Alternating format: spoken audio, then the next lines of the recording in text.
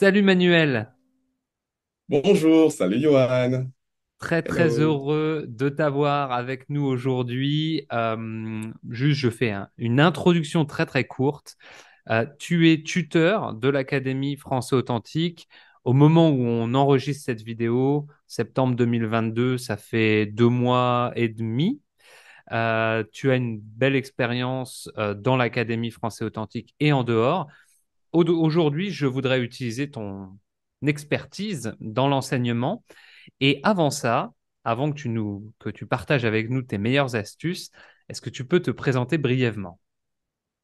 Bonne idée. Alors effectivement, cela fait environ 2 mois et demi que j'enseigne le français au sein de Français Authentique. Cela se passe très très bien. Je m'appelle Manuel, j'habite en Martinique, sur une île française dans la Caraïbe, une très belle île. Je pourrais en dire plus un peu plus tard. Et puis, J'aimerais. j'adore les langues, tout simplement. J'adore le français, j'adore l'anglais et j'adore partager mes connaissances. Tu as une belle expérience déjà dans l'Académie Français Authentique. Tu as donné, je crois, de l'ordre de 130 leçons à peu près. Tu es là présent presque chaque jour. Mais tu as aussi une autre expérience. Tu as donné aussi d'autres cours auparavant. Ça fait combien de temps que tu es vraiment dans l'enseignement? Aussi bien, je sais que tu enseignes l'anglais que du français. Ça fait combien de temps que tu enseignes? Environ 10 ans. Alors 10 ans. effectivement, en 10 ans, on apprend des choses. Quand on aime les langues, que ce soit dans l'apprentissage ou dans l'enseignement, on apprend beaucoup de choses au niveau des cultures, au niveau des langues, et je pense que c'est très, très, très intéressant. Super. Alors toi, à titre Ouais. personnel, tu as appris quelle langue? J'ai appris donc l'anglais tout d'abord, l'espagnol, le portugais, que je parle plutôt bien. Ensuite également un peu l'allemand, un peu l'italien, un peu le russe et un peu le mandarin. Donc ce sont toutes les langues C'est un que je parle polyglotte. un petit peu. Il y en a qui sont que je parle mieux, bien évidemment. Alors du coup, avec toute cette expérience, une expérience aussi bien liée à l'apprentissage qu'à l'enseignement, j'aimerais que tu nous dises déjà d'entrée, que tu nous donnes un conseil très pratique. Quel est selon toi le meilleur ou un des meilleurs exercices pour activer son oral? Vraiment pour, tu vois, quelqu'un qui comprend déjà bien, mais qui aimerait mieux parler à l'oral. C'est quoi l'exercice que tu recommandes? Effectivement. J'ai envie de dire que c'est la pratique, tout simplement. Mhm. Essayer de parler le plus que possible. Donc, ça peut être lors des réunions avec les autres membres, lever la main ou simplement commencer à parler, profiter du sujet. Il y a des sujets très intéressants et je pense que participer, c'est une façon pour retirer sa peur. Je pense que lorsqu'on a peur, effectivement, on n'ose pas parler, on a peur de faire des fautes. Mais si on a quelqu'un en face qui peut nous aider à nous améliorer, je pense que ça peut être une bonne chose. Donc, prendre la parole, souvent, Oser en ça fait, nous hein? aidera à nous améliorer. Oser, tout Oser. simplement, Ouais, oser, ouais, tu as raison. Mais oser. tu sais, j'ai donné, donc dans le cadre de l'académie, je donne un direct chaque mois dans lequel je réponds aux questions.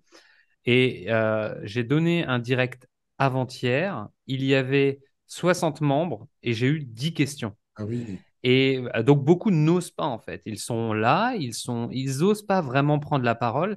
Et certains m'ont dit, j'ai attendu la troisième réunion avant d'oser poser une question. Et je pense que ton oui, conseil est pertinent. Il faut oser, surtout que dans l'académie, on est quand même dans un environnement très positif, très bienveillant.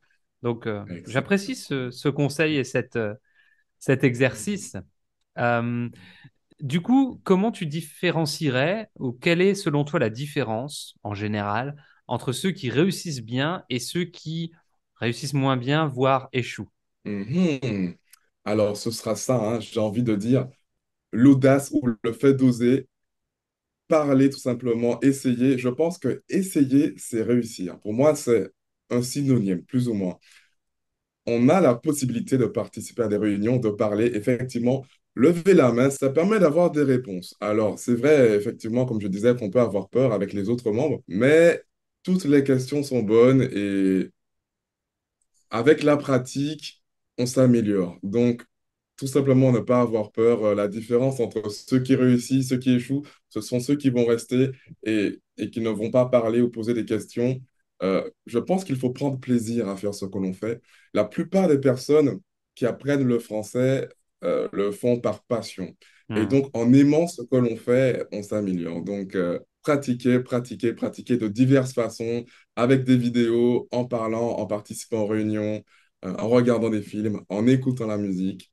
Juste pratiquer avec plaisir, tout Ouais, simplement, bah le écoute, plus que possible. c'est complètement en phase avec ce que je répète depuis 11 ans, donc c'est plutôt bien de l'entendre de ta bouche, toi qui as aussi une grande expérience.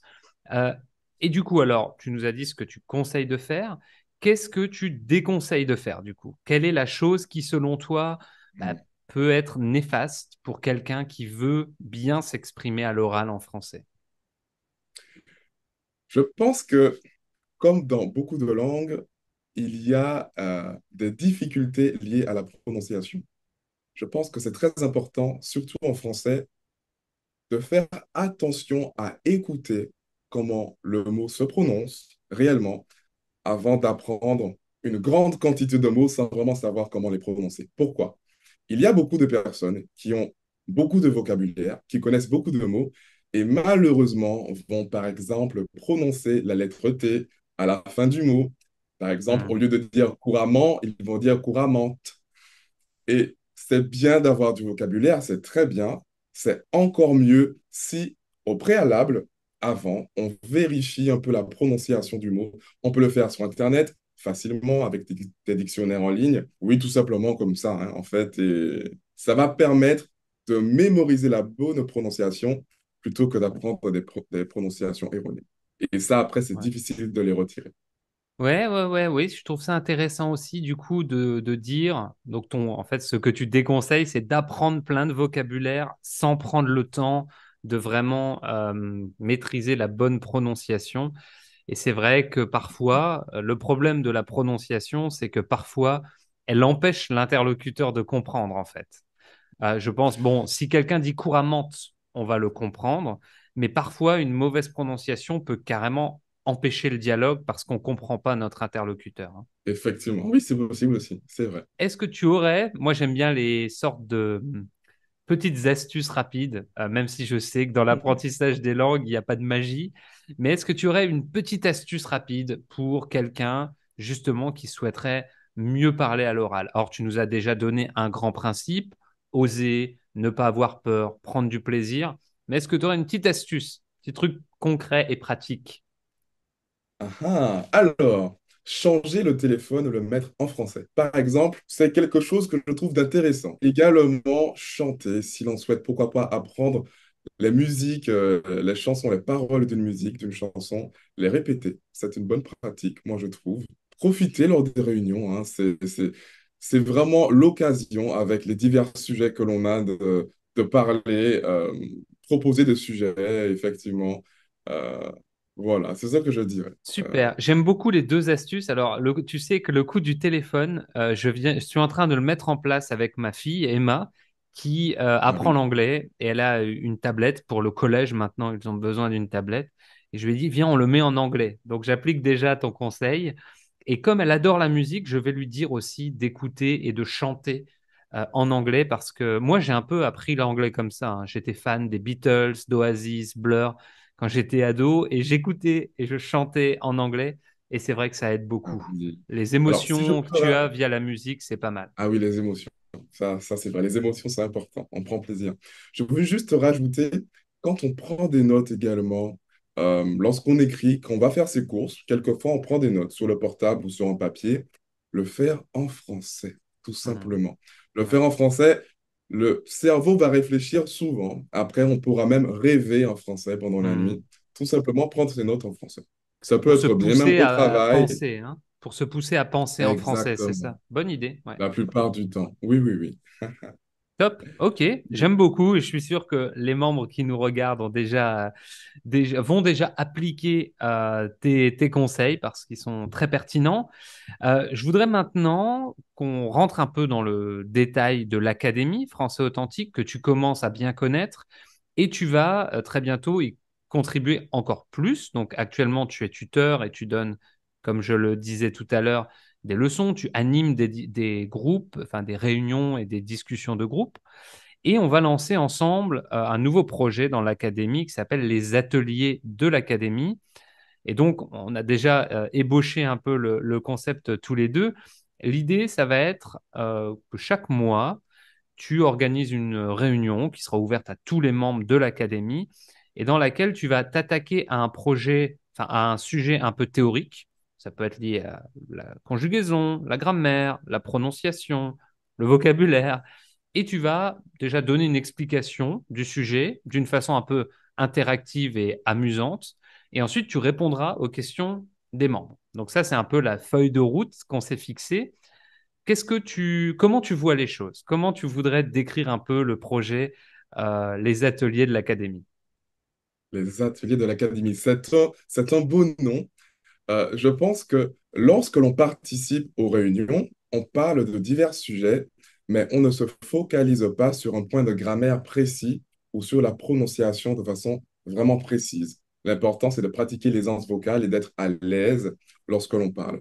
Toutefois, et heureusement, avec les ateliers, on va pouvoir se focaliser sur des points précis pour améliorer la prononciation, effectivement, en vocabulaire que l'on aura choisi au préalable et puis également la grammaire, des points importants sur lesquels on ne se focalise pas plus précisément lors Hmm. des réunions. Et ça va Ok. permettre d'avoir davantage confiance à tous les membres qui participent. Oui. Non, c'est un projet, donc j'en ai parlé lors de la réunion avant-hier avec les autres membres et c'est un projet que les gens attendent.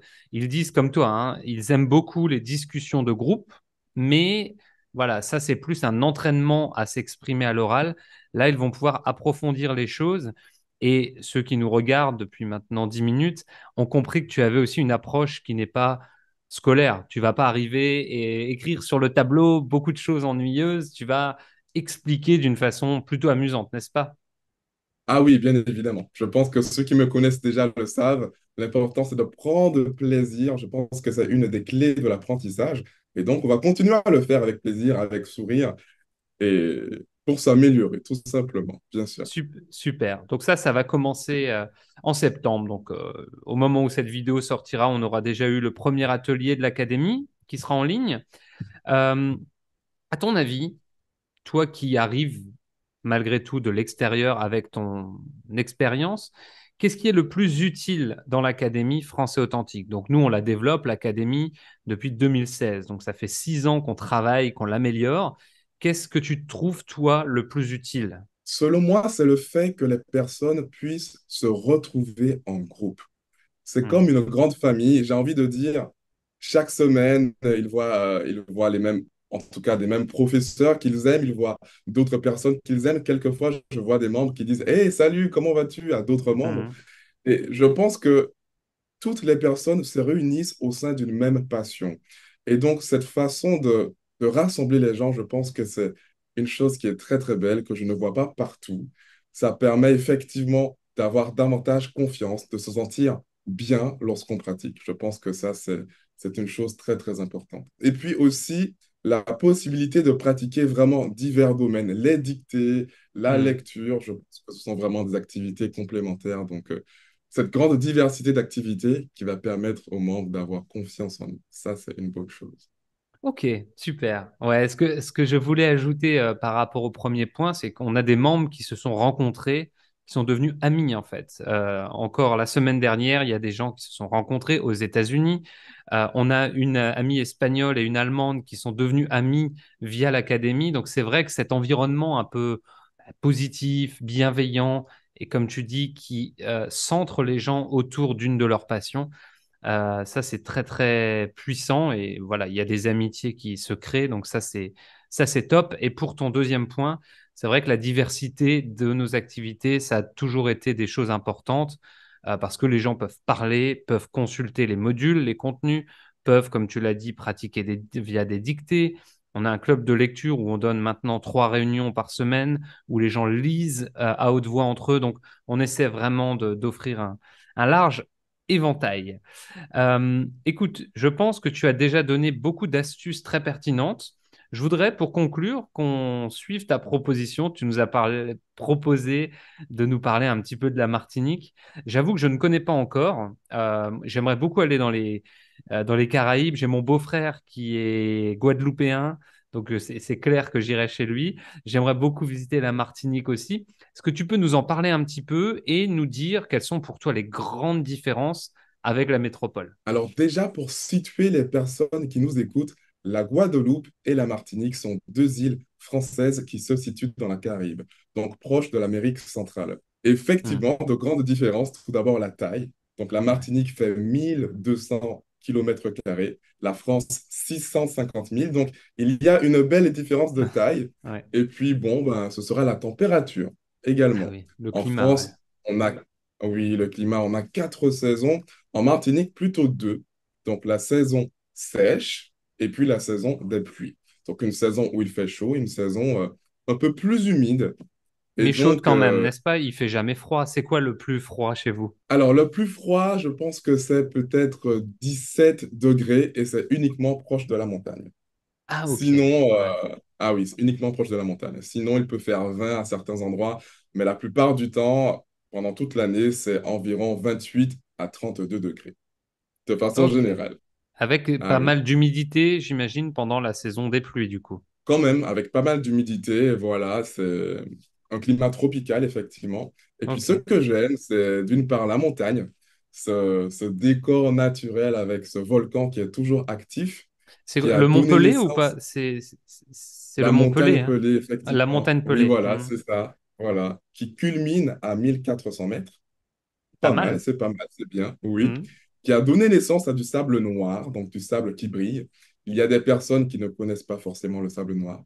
Je ne sais pas si tu as déjà vu, je ne sais pas, peut-être J'ai lors de déjà tes vu du voyages sable noir à la Réunion, sur l'île de la Réunion, qui à est une La île Réunion. volcanique Ah aussi. oui, Ils ont des plages où il y a voilà, du noir aussi, ouais. Mais c'est rare, effectivement. voilà. C'est assez rare, voilà. Et ce que j'aime aussi, eh bien voilà, donc c'est la nature avec les cascades, facile d'accès, la rivière, et puis ces fruits aussi qui sont disponibles Ah sur oui, l'île. Les ananas, par exemple, les fruits sont un peu différents, bien évidemment. ça, j'imagine, ouais. Et du coup, Ah toi, oui. tu as vécu combien de temps en métropole? J'ai vécu 2 années, pour l'instant, Deux deux années. années, Tu avais quel voilà, en âge? région Paris. J'avais 28 ans, donc c'est 28 ans, le, ok. voilà, 27-28 ans, j'ai vécu les 2 dernières années avant de retourner en Martinique. Et du coup, alors, qu'est-ce que tu as ressenti en France qui est vraiment différent, hormis donc le climat, la géographie? Est-ce que dans la mentalité des gens, en plus, c'était en région parisienne, donc j'imagine les gens sont là-bas un Oui. peu speed parfois, un peu pressés. Qu'est-ce que justement, tu as ressenti au niveau un peu culturel, sans tomber dans forcément les grandes différences, mais qu'est-ce qui t'a fait bizarre? Alors, bizarre, j'ai envie de dire que c'était vraiment une belle expérience. Tout d'abord, Hmm. la diversité culturelle, vraiment différentes cultures qui vivent dans une même région. En Martinique, on a moins de diversité Hmm. au niveau des cultures quand même. J'ai trouvé cela passionnant. Beaucoup de voyageurs. Moi, j'adore rencontrer des voyageurs, des Allemands, des Espagnols, des Italiens, à Paris, qui viennent voir la ville lumière, la ville de Hmm. l'amour. Donc, c'est peut-être un peu cliché, la ville de l'amour, mais vraiment, j'aime énormément la ville de Montmartre, dans le 18e Ah, arrondissement. c'est Je trouve chouette que ça. c'est Ouais, un j'aime endroit beaucoup merveilleux. aussi. Avec Ouais. l'art, je trouve que c'est super beau. C'est mon Voilà, endroit sinon, préféré à Paris aussi, ouais, j'aime beaucoup, c'est sympa. ah, ça c'est bien, moi aussi. Ce que j'aime là-bas, c'est les restaurants, parce qu'en fait, on est au sommet plus ou moins de la ville. Ouais, c'est ça. On voit juste la tour Eiffel qui dépasse, sinon on voit une belle partie de Paris. Il y a des gens qui chantent, des artistes qui peignent. Je trouve que c'est merveilleux. Et la cathédrale de Montmartre, Hmm. magnifique. C'est à la basilique Sacré-Cœur, c'est ça, hein, je La crois. basilique, voilà, la basilique Ouais, Sacré-Cœur, effectivement. ouais, c'est cool. Voilà. Super, super. Bah écoute, Oui. Manuel, il me reste plus qu'à te remercier d'avoir partagé avec nous cet instant sympathique, d'avoir donné des conseils très pertinents et d'être un tuteur toujours souriant, actif, motivé. Je suis très très content de t'avoir avec nous dans l'équipe de l'Académie Français Authentique. Ah oui, eh ben pour moi, c'est un grand plaisir également. J'apprends tous les jours. Au niveau des cultures, les personnes sont très charmantes et ils adorent participer et ça me fait très plaisir. Très plaisir d'être présent. Génial. Merci beaucoup, Manuel. Et puis, merci à tous ceux qui ont pris le temps de regarder cette vidéo et qui, je l'espère, nous rejoindront dans l'Académie. Salut à tous. Salut, Manuel. À bientôt.